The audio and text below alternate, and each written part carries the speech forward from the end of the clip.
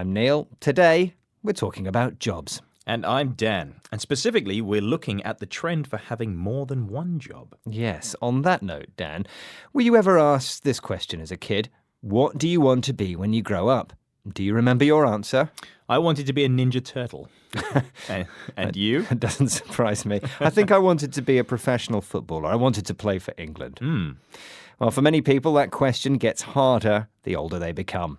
It's one reason why more and more people have what we call portfolio careers these days, so they can do a bit of everything. A portfolio, as a noun, means a case for carrying large pictures. Or it can mean the collection of pictures themselves. But we also use it as an adjective to describe groups of certain things, in this case, careers. Indeed. We could say someone who is a part-time teacher and a part-time musician has a portfolio career. Sounds like a good combination. First, let's do today's question. It's job-related.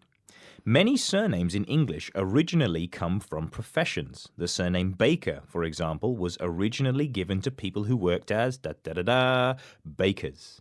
But what about the surname Bond, as in 007, James Bond? Who had this surname? Was it A, farmers, B, spies, or C, guards? It can't be spies, can it? So I'm going to guess guards, C. Great. Well, let's find out at the end of the program. Now, the portfolio career. Emily Wapnick is the Canadian author of a book called How to Be Everything, a guide for those who still don't know what they want to be when they grow up. Which specific example of a portfolio career does she mention? More and more people are doing multiple things and multiple jobs, and it's not just to make ends meet. A lot of people are choosing this kind of lifestyle. They've got, 3 different businesses that are just thriving, or they're a serial entrepreneur, or they've got a career in 2 different areas. There was a guy that I mentioned who is a psychotherapist and a luthier. He makes violins, and he is very successful in both. Emily is clearly a fan of this kind of working. She says she knows a man who's both a psychotherapist and a luthier, someone who makes violins. She says this trend is more than just about working to make ends meet. In other words, working to make enough money to live. And she used another interesting expression, a serial entrepreneur. What's that exactly? Well, an entrepreneur is someone who starts and runs businesses. And the use of serial here as an adjective describes someone who does the same thing again and again. Though we should say the adjective is more often used for criminal activity, such as a serial killer or serial murderer. Ugh, not the kind of portfolio career I had in mind. A serial entrepreneur, on the other hand, starts and runs business after business. Another thing, because Emily believes the world of work is changing fast, it's sensible to be able to do more than one thing. In other words, it's wise to add another string to your bow. A great phrase, which really just means to learn new skills you can use in the future. I'd like to learn Japanese. That would add another string to my bow. そうですね. But choosing a portfolio career is not for everyone, of course. It often simply comes down to money.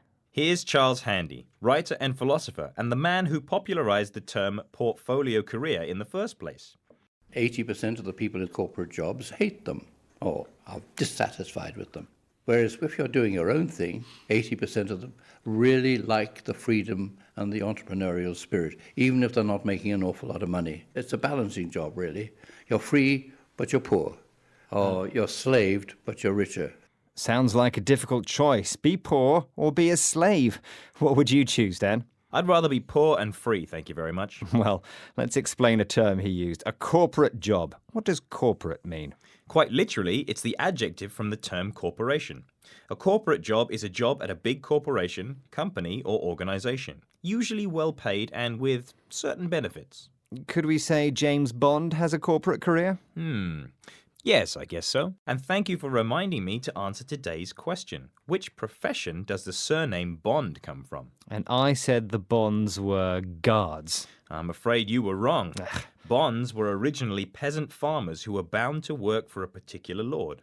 This word goes back over 1,000 years. The spying game came much later. Indeed. Let's spy today's words once more.